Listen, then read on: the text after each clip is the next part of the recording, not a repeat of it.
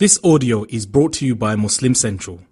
Please consider donating to help cover our running costs and future projects by visiting www.muslimcentral.com/donate. What should we do when Ramadan approaches? The first thing we should do is we should thank Allah subhanahu wa ta'ala for making us witness this blessed month of Ramadan once again. And we have to thank Him for His mercy, and we have to ask forgiveness in this month so that all our previous sins will be forgiven.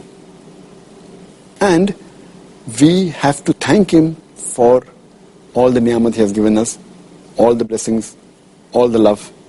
This is the best month.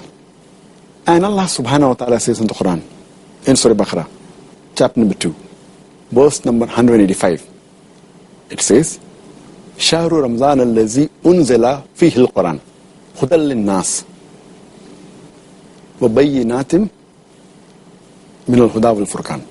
Which means that Ramadan is the month in which the Quran was revealed as a guidance for mankind and signs for guidance and judgment between right and wrong. And Allah further says in the Quran, in Surah Baqarah, chapter number 2, verse number 183, Allah says, Ya ayyuhal lazina amanu, O you who believe, kutiba alaykum as-siyam, kama kutiba ala lazina min qablikum, la'allakum tattaqun. O you who believe, fasting was prescribed to you as it was prescribed to people who came before you, so that you may learn self-restraint.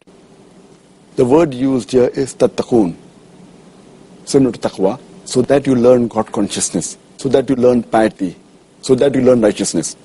So this is the month in which a person can become more righteous. This is the time when our taqwa can be the highest. And this is a month, it is an annual training. It is a sort of an overhauling of the body. How we have that every machinery requires some sort of servicing, maybe every 3 months, maybe every year. And if you allow me to call the human beings as the best machinery in the world, doesn't it require a servicing or overhauling? So Ramadan is an annual overhauling of the human body. It is a spiritual and moral training for the human being. And it is a purification of the body, mind and soul. This is the month where we can increase our taqwa. We can increase our patience. And we can derive the benefits and the guidance from the Quran. Subhanallah. Jazakallah khair.